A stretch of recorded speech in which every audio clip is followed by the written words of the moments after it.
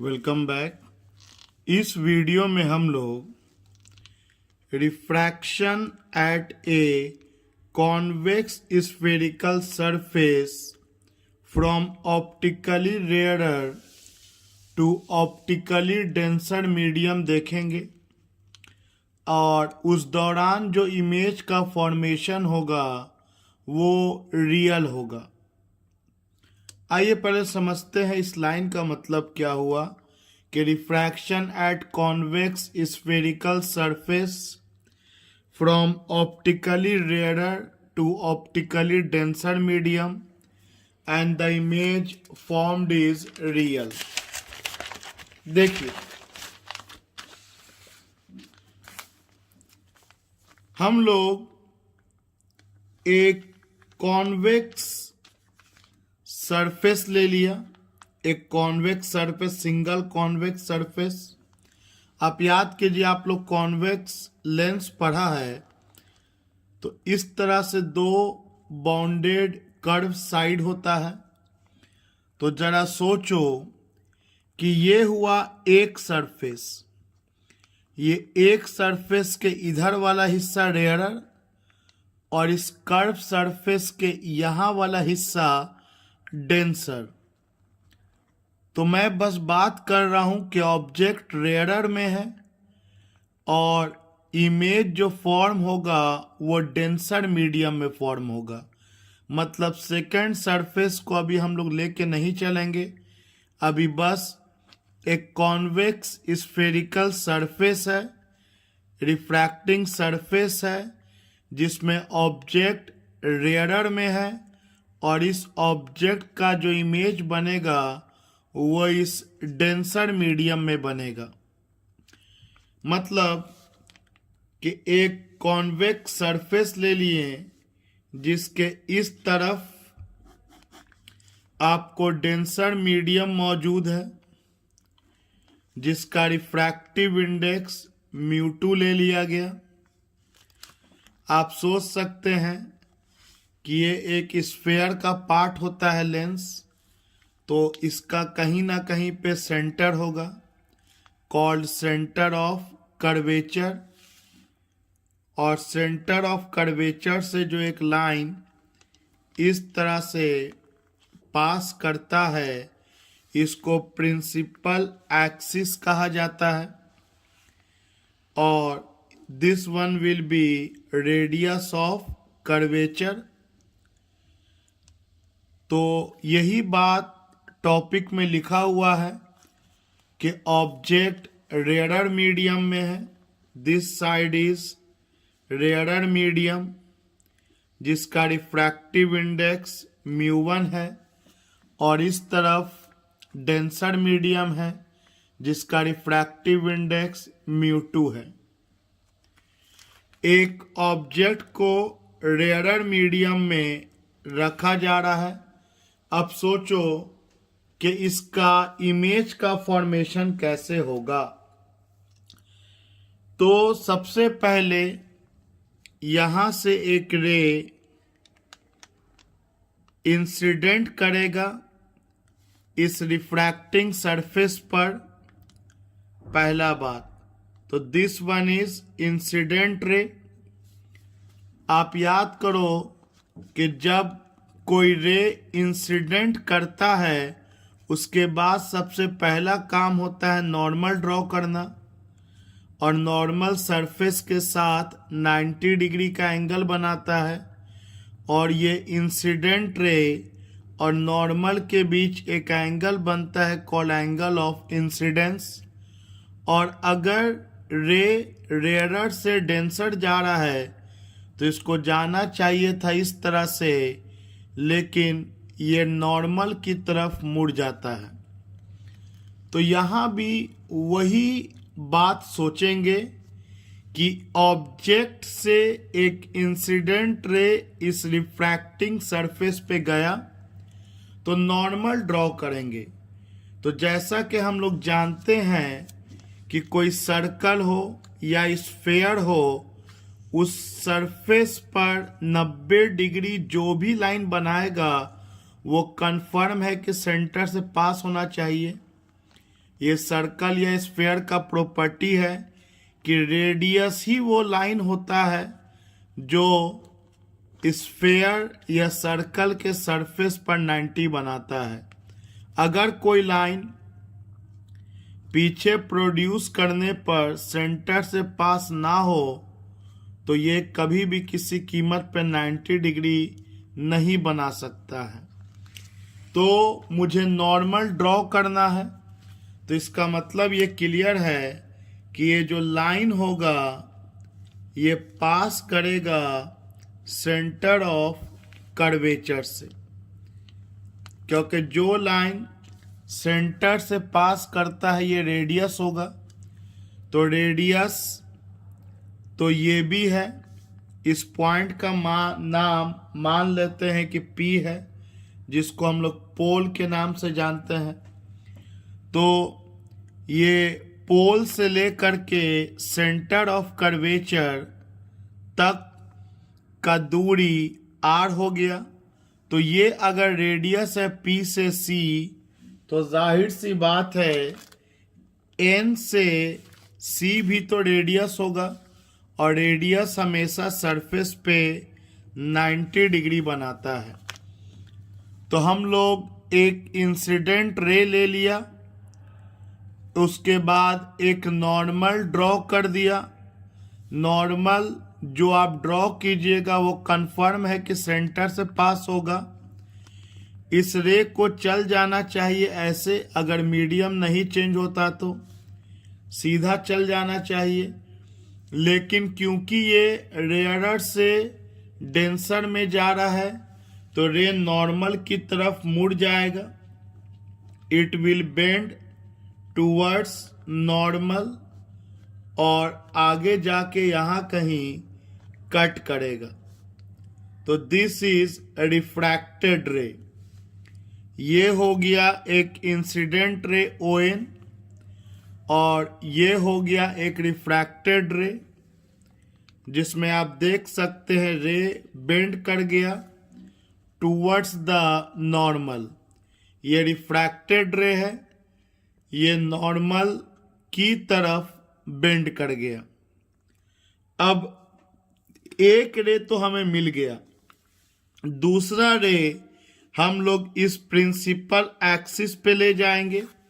और जैसा कि आपको पता है कि अगर रे सरफेस पर परपेंडिकुलर गिरता है तो अनडिविएटेड निकल जाता है रिफ्रैक्शन में। तो आप देख सकते हैं कि जब ये सेकेंड रे लेंगे तो ये तो सरफेस के परपेंडिकुलर हो जा रहा है, क्योंकि इसको आगे प्रोड्यूस करने पे सेंटर से पास कर रहा है। तो ये तो अनडिविएटेड निकल जाएगा। इसका मतलब कि इस पॉइंट पर पहला वाला रे और दूसरा वाला रे कट करेगा, मतलब यहाँ पर इमेज का फॉर्मेशन होगा I। अब इंसिडेंट रे और नॉर्मल के बीच एंगल ऑफ इंसिडेंस बनेगा। रिफ्रैक्टेड रे और नॉर्मल का ये रिफ्रैक्टेड रे एंड ये नॉर्मल के बीच एंगल ऑफ रिफ्रैक्शन बनेगा, एंगल ऑफ रिफ्रैक्शन बनेगा। और ये जो इतना मुड़ गया ये तो डिविएशन है, कितना से रे डिविएट कर गया। जाना चाहिए था इधर, डेंसर में गया था तो नॉर्मल की तरफ मुड़ गया। तो रिफ्रैक्टेड रे और नॉर्मल के बीच जो एंगल बनता है उसको बोलते हैं एंगल ऑफ रिफ्रैक्शन। सिर्फ इस पूरे फिगर में लोगों को दिक्कत इसी का होता है कि नॉर्मल क्या। अगर वो कॉन्सेप्ट क्लियर है तो फिगर बहुत ही आसान है। जो आपको बनाना आता है उसका कॉन्सेप्ट यही है कि नॉर्मल जो आप ड्रॉ कीजिएगा that will pass through the centre of curvature, because ultimately it will be the radius of curvature. मतलब PC भी रेडियस ऑफ कर्वेचर है और NC भी रेडियस ऑफ कर्वेचर है। अब इसके बाद हम लोग एक टर्म पढ़ते हैं एपर्चर। एपर्चर किसे कहा जाता है? तो देखिए, ये जो लेंथ ऑफ द सरफेस है इसे एपर्चर कहा जाता है। ये जो सरफेस का लंबाई है दिस इज कॉल्ड एपर्चर। ये लेंस है आपका ए, यहाँ पर आपका पोल है और ये पॉइंट मान लेते हैं बी। तो ए पी बी एक लेंस है और इस लेंस का जो ये लंबाई है दैट इज कॉल्ड एपर्चर। तो आप सोच सकते हैं लेंस दो तरह का हो सकता है, या तो कम कर्व हो, एपर्चर स्मॉल हो, या ये ज्यादा कर्व हो। तो हमें जो लेंस पढ़ना है वो लो एपर्चर वाला पढ़ना है, स्मॉल एपर्चर वाला पढ़ना है। इस केस में अगर मैं आपसे बोलूं कि यहां से एक परपेंडिकुलर ड्रॉ कर दीजिए और यहां पर एक पॉइंट का नाम दे दिया मैंने जे, और मैं आपसे कहूं कि बी से के बड़ा है या जे से के बड़ा है, तो जाहिर सी बात है बी से के बड़ा होगा और जे से के छोटा होगा। लेकिन अगर एपर्चर स्मॉल हुआ, कम गहराई वाला हुआ लेंस, तब क्या?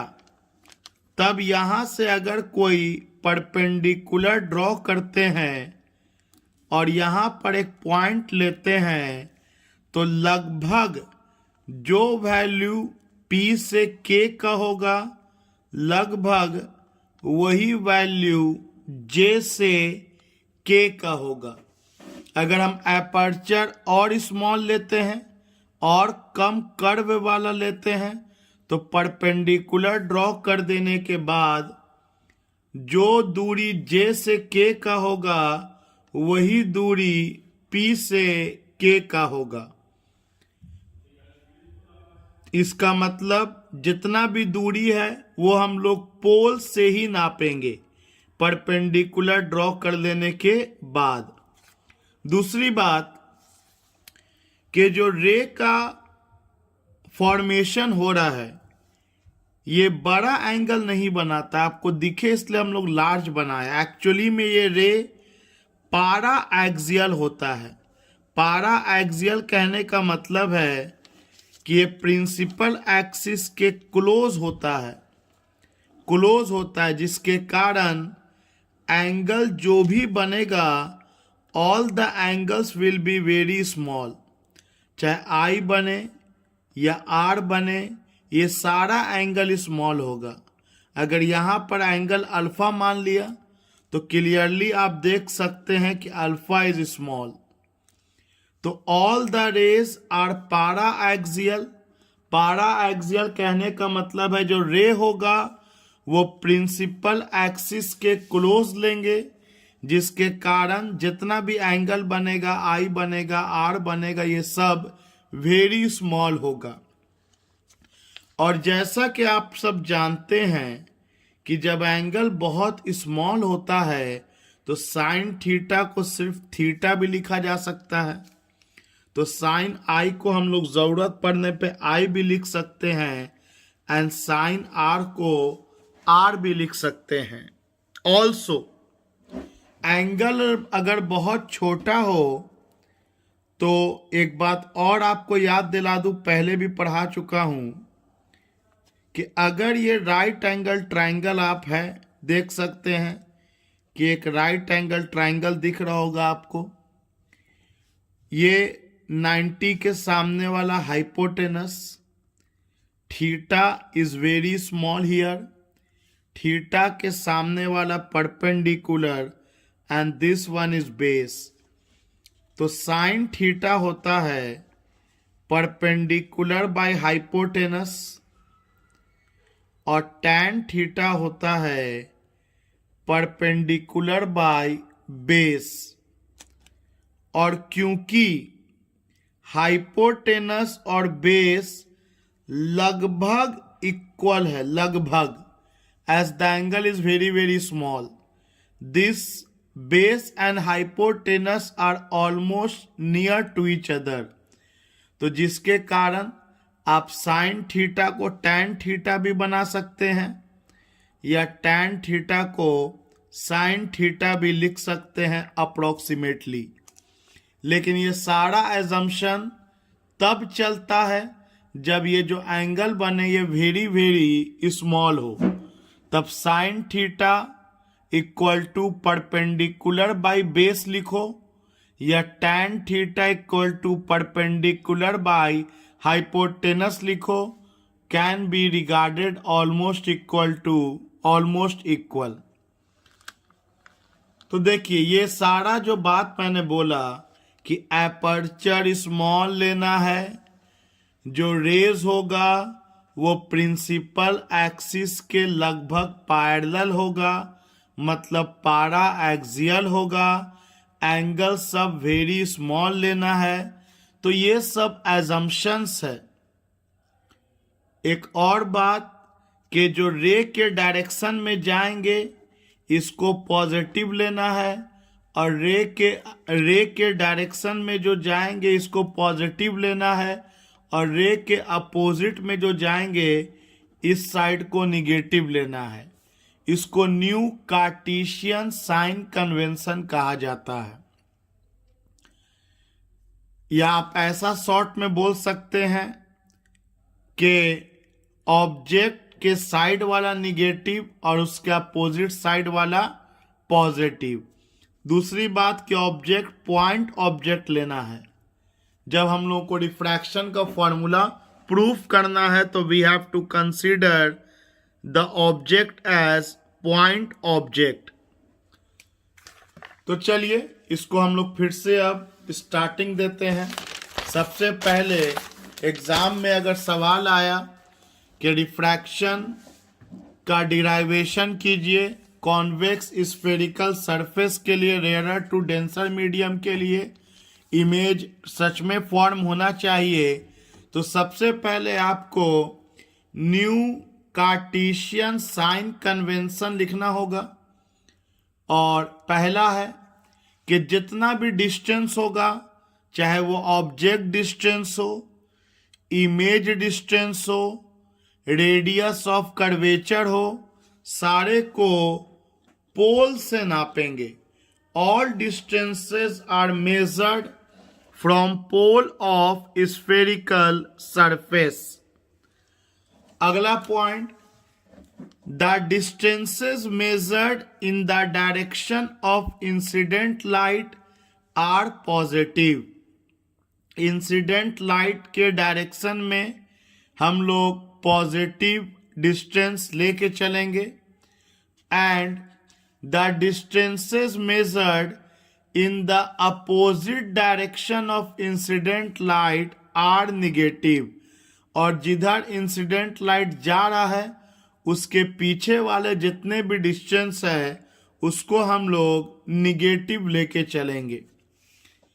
अब आते हैं एजम्पशंस पे, क्या क्या आपको मान के चलना है। तो पहला एजम्पशन है कि object taken is a point object लेके चलना है, जिसको आपको प्रिंसिपल एक्सिस पर प्लेस करना है, प्लेस्ड ऑन प्रिंसिपल एक्सिस। दूसरा एजम्पशन है जो एपर्चर का लंबाई होगा वो कैसा होना चाहिए, वेरी स्मॉल होना चाहिए। The aperture of spherical surface is small. तीसरा, इंसिडेंट रे हो या रिफ्रैक्टेड रे हो, सब वेरी स्मॉल एंगल बनाना चाहिए प्रिंसिपल एक्सिस के साथ, ताकि साइन हो या टैन हो उनका जो एंगल है खुद एंगल के बराबर लिया जा सके। कहने का मतलब यही है कि साइन आई को आई लिखा जा सके और साइन आर को आर लिखा जा सके, या टैन आई को आई लिख दे या tan r को r लिख दे। अब हम लोग इसके बाद डायग्राम को एक बार और फिर स्टडी कर लेते हैं कि एक ऑब्जेक्ट लिया, एक इंसिडेंट रे को ले गए, इसके बाद एक नॉर्मल ड्रॉ किया सरफेस के परपेंडिकुलर जो कन्फर्म है सेंटर से पास करेगा। अगर ये मीडियम चेंज ना होता तो इंसिडेंट रे सीधा निकल जाता, क्योंकि रेयर से डेंसर मीडियम में ट्रैवल कर रहा है रे, तो नॉर्मल की तरफ मुड़ गया। तो नॉर्मल और इंसिडेंट रे के बीच का angle, angle of incidence, refracted रे एंड नॉर्मल के बीच का एंगल, एंगल ऑफ रिफ्रैक्शन। और दूसरा रे हम लोग पोल से पास कराया, मतलब सरफेस के परपेंडिकुलर भेज दिया, तो ये तो अनडिविएटेड निकल जाएगा और जहां पर दोनों रे कट करेगा वहां पर इमेज का फॉर्मेशन होगा। अब आते हैं आगे, रिलेशन निकालते हैं। ये ऑब्जेक्ट डिस्टेंस हो गया O से लेके P, ये इमेज डिस्टेंस हो गया P से लेके I, और ये रेडियस ऑफ कर्वेचर हो गया P से लेके C। अब हम लोग रिलेशन निकालेंगे μ2, μ1, U, V एंड R के बीच में। तो इसका सबसे पहला मेथड है कि आप एक परपेंडिकुलर ड्रॉ कर दीजिए। कंस्ट्रक्शन में ड्रॉ ए परपेंडिकुलर NM, एक परपेंडिकुलर ड्रॉ कर दिया NM। ये जूम करके डायग्राम बना हुआ है क्योंकि आपको एंगल बड़ा बड़ा दिख रहा है, फिगर बड़ा बड़ा दिख रहा है, otherwise all the angles are very small, aperture is also very small, सब छोटा छोटा है, एपर्चर बहुत छोटा है।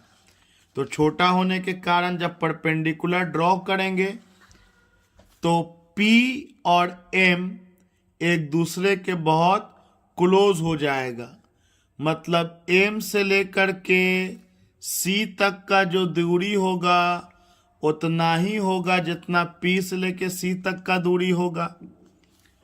M से लेकर के I तक का जो दूरी होगा वो लगभग P से लेके I तक के दूरी के बराबर होगा।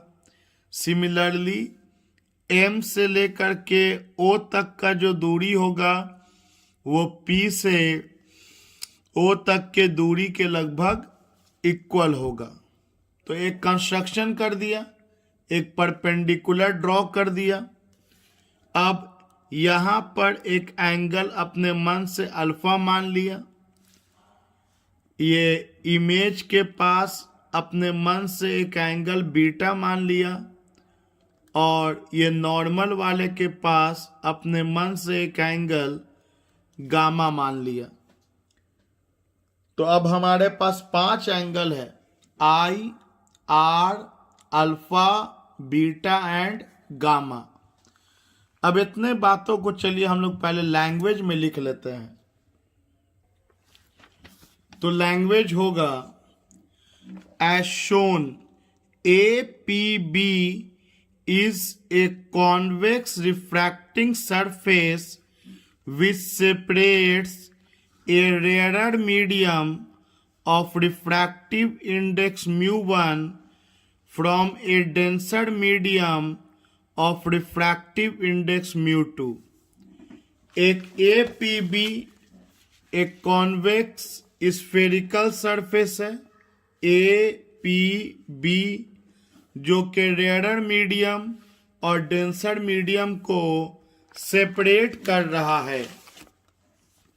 Late P be the pole, C be the center of curvature and R equal to PC be the radius of curvature of this surface। जैसा कि फिगर में आपने देखा, suppose a point object O is placed on the principal axis in the rarer medium. Starting from point object O, a ray ON is incident at an angle I.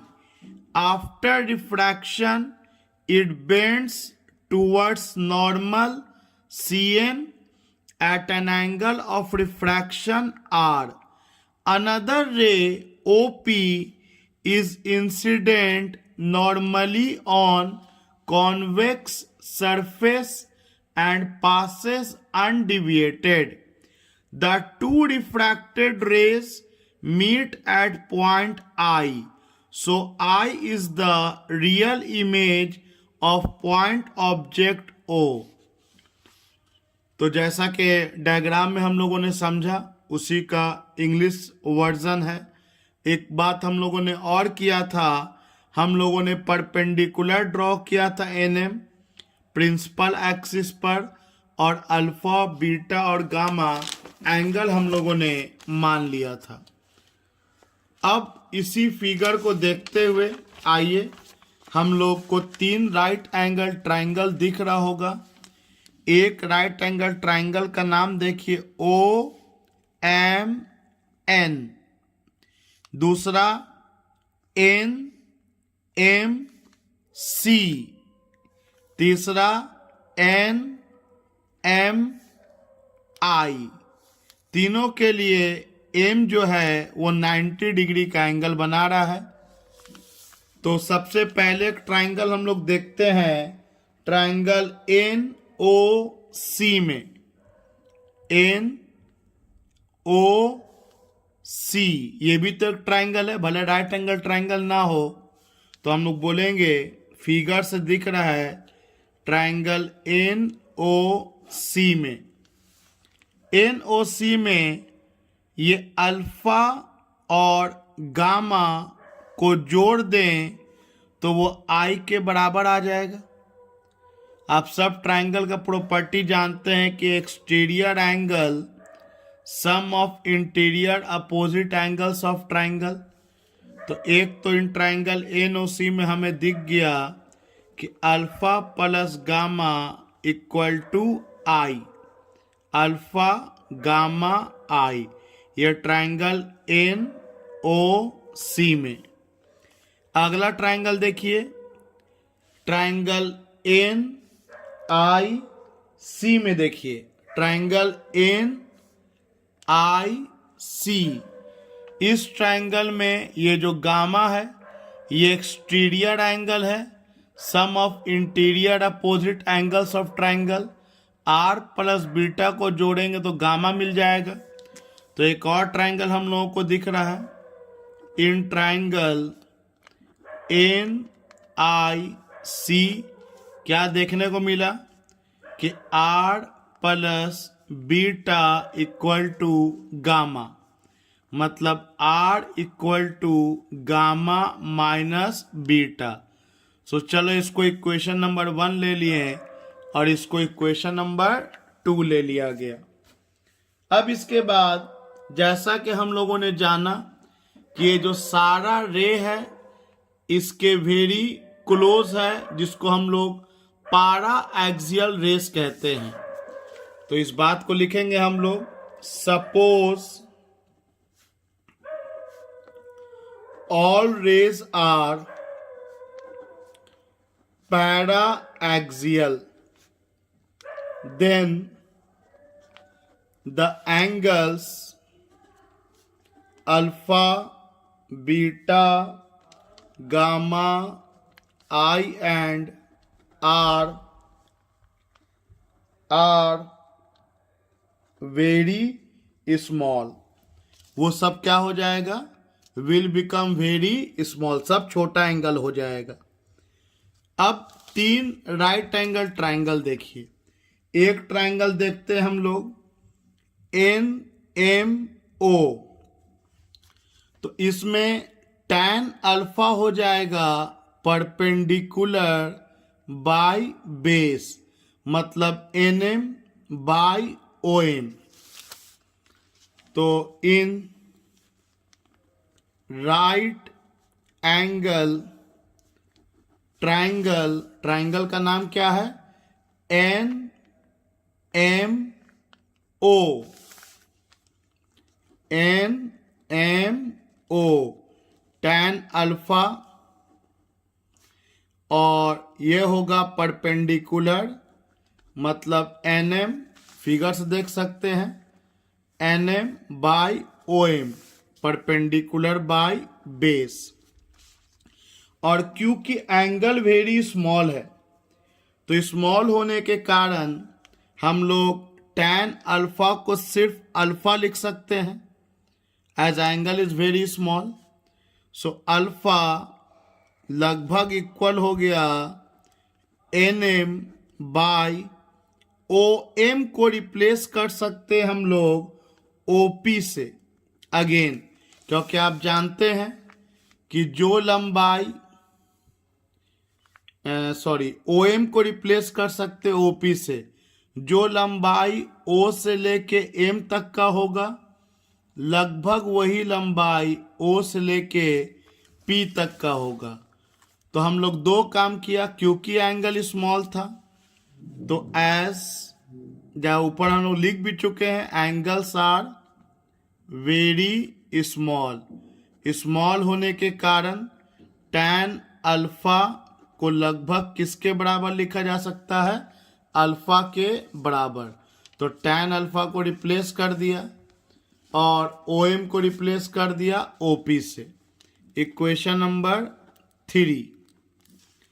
Similarly, उसी तरह से दो right angle triangle और लिया जाए। अब लिया जाए NMC। तो in triangle NMC, right angle triangle NMC में बीटा, जिसको लगभग tan बीटा भी लिख सकते हैं, और tan बीटा होगा परपेंडिकुलर बाय बेस। तो tan बीटा, तो बीटा के सामने परपेंडिकुलर है NM और बेस है MI, तो इसको हम लोग लिख सकते हैं NM बाई MI। NM तो ठीक है, लेकिन MI को लगभग PI भी लिखा जा सकता है। Equation number 4, as you can see here कि MI को लगभग PI भी लिखा जा सकता है। अब ट्रायंगल लेंगे NMC। तो चलिए ट्रायंगल लिया जाए NMC। अच्छा, हम लोग पिछली बार मैंने NMC लिख दिया था, असल में पिछला ट्रायंगल था NMI। तो इसको कन्वर्ट कर लेते हैं, सिर्फ I लिखते हैं, बाकी सब कुछ ठीक था। हम लोग NMI में देखा था बीटा एंगल जो बन रहा था। अब ट्रायंगल लेते हैं NMC। तो लिखेंगे हम लोग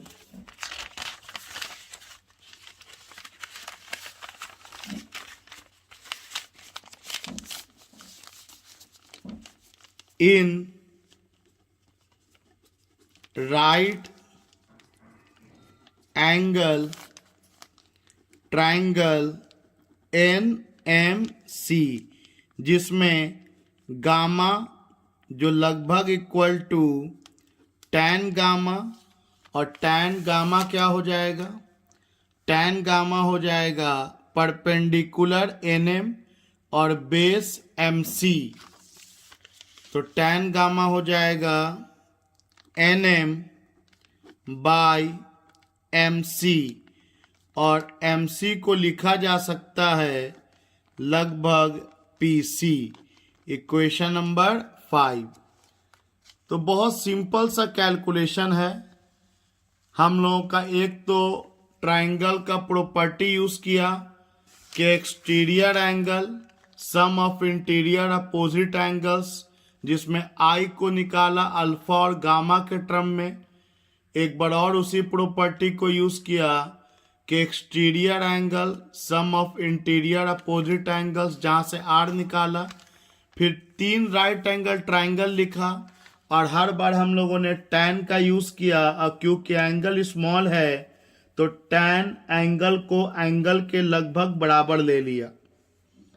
अब हम लोग यूज करेंगे स्नेल्स लॉ ऑफ रिफ्रैक्शन, जो कहता है कि sine I by sine R equal to mu two by mu one. So now let us using Snell's law of diffraction, sine angle of incidence by sine angle of refraction, refractive index of second medium with respect to first medium. Again, as the angles are very small, as I and R are small, तो sign I को सिर्फ I लिखा जा सकता है and sign R को सिर्फ R लिखा जा सकता है, equal to mu two by mu one. Cross multiplication करेंगे, mu one I equal to mu two R. अब इसके बाद आई का वैल्यू हम लोग निकाले हुए हैं इक्वेशन नंबर 1 में, आर का वैल्यू निकाले हुए हैं इक्वेशन नंबर 2 में।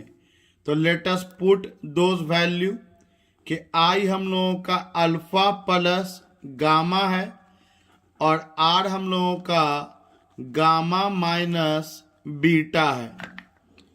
इसके अलावा हम लोग अल्फा, बीटा और गामा तीनों का वैल्यू पता किए हुए हैं, तो जस्ट उन तीनों को यहाँ पुट करेंगे। तो चलिए पुट किया जाए। म्यू वन अल्फा आपका निकला हुआ है NM by OP plus gamma, gamma आपका निकला हुआ है NM by PC equal to mu two, gamma आपका निकला हुआ है NM बाई PC, और बीटा हम लोगों के पास है NM बाई PI। क्लियरली आप देख सकते हैं नुमरेटर से NM कॉमन होके कट जाएगा, तो we are having mu one को OP से मल्टीप्लाई किया जाए तो mu one OP plus mu one PC equal to mu two by PC minus mu two by PI। अब PC वाले टर्म को एक तरफ कर दिया जाए तो इसको इधर लेकर के आइए, तो mu one by OP plus mu two by PI equal to mu two by PC minus mu one by PC। So we are having mu two minus mu one by PC, mu one by OP plus mu two by PI। अब जैसा कि आप figure में देख सकते हैं कि किसका वैल्यू क्या है, PI का वैल्यू V है, PC का वैल्यू R है, OP का वैल्यू U है।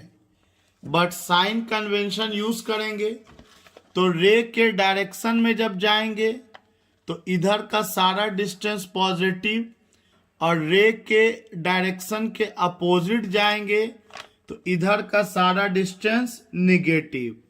तो new Cartesian sign convention use करेंगे तो OP निगेटिव लेंगे, PC पॉजिटिव लेंगे एंड PI पॉजिटिव लेंगे। तो हम लोग यहां लिखेंगे using new Cartesian sign convention OP जो कि एक ऑब्जेक्ट डिस्टेंस है, ऑब्जेक्ट डिस्टेंस ये आपका -u, पीसी जो आपका रेडियस ऑफ कर्वेचर है, ये आपका +r, पी जो आपका इमेज डिस्टेंस है, ये आपका +v। अब सारे को यहां डाल दिया जाए तो μ1 बाई ओपी के जगह पे हम लोग -u लिख लेंगे, प्लस μ2 बाई पी के जगह पे हम लोग v लिख लेंगे, μ2 माइनस μ1 और pc के जगह पे हम लोग r लिख लेंगे। सो इसको अरेंज अगर कर लिया जाए तो हमें फाइनली मिल गया μ2 by v minus μ1 by u equal to μ2 minus μ1 by r। This is the relation for refraction at convex spherical surface। अगर पहला मीडियम एयर होता और दूसरा मीडियम गिलास होता, इफ μ1 1 होता और दूसरा मीडियम गिलास होता जिसका रिफ्रैक्टिव इंडेक्स म्यू मान लिया जाए, तब बस फॉर्मूला क्या हो जाता, μ2 के जगह पे mu by V minus 1 by U equal to mu minus 1 by R. So ये तो स्पेशल केस है अगर पहला मीडियम एयर होता। General case is this one. एक क्वेश्चन है, light from a point source in air falls on a convex spherical glass surface जिसका refractive index 1.5 and radius of curvature 20 centimeter. The distance of light source from the glass surface is 100 centimeter. At what position image is formed? तो बहुत कुछ साफ साफ given है कि जो light आ रहा है वो 100 सेंटीमीटर से आ रहा है, मतलब ऑब्जेक्ट जो है वो 100 सेंटीमीटर पर है। मतलब क्वेश्चन में गिवन है कि ऑब्जेक्ट डिस्टेंस 100 सेंटीमीटर, और साइन कन्वेंशन का हम लोग यूज करेंगे तो आपको पता है कि ऑब्जेक्ट डिस्टेंस माइनस में होगा। आपको इमेज डिस्टेंस निकालना है। This you have to find. Radius of curvature positive होता है कॉन्वेक्स के लिए, 20 सेंटीमीटर प्लस में हो जाएगा, और म्यू गिवन है 1.5 और पहला मीडियम एयर है तो μ1 हो गया 1। तो जैसा कि हम लोग फॉर्मूला जानते हैं, फॉर्मूला हम लोगों को होता है μ2 by V minus μ1 by U equal to μ2 minus μ1 by R. तो आपका ये हो गया 1.5 इमेज डिस्टेंस चाहिए, ऑब्जेक्ट μ1 हो गया 1 एयर है, ऑब्जेक्ट डिस्टेंस -100, μ2 हो गया 1.5, μ1 हो गया 1 and radius of curvature is 20. So we are having 1.5 by v minus minus plus 1 by 100 equal to 0.5 by 20. Definitely you can solve it. On solving you will get V equal to 100 centimetre. आपको 1/100 आएगा, उसको उलट देंगे तो V equal to 100 centimetre. Plus आने का मतलब है कि जो इमेज का फॉर्मेशन हुआ है वो लेंस के अदर साइड में हुआ होगा. इमेज का फॉर्मेशन अगर यही सॉल्व होकर के माइनस आता तो इमेज का फॉर्मेशन ऑब्जेक्ट के तरफ हो चुका होता और वो वर्चुअल इमेज बनता. खैर यहाँ तो प्लस आया, तो प्लस आने का मतलब है 10 image is 100 centimetre away from glass surface in the direction of incident light.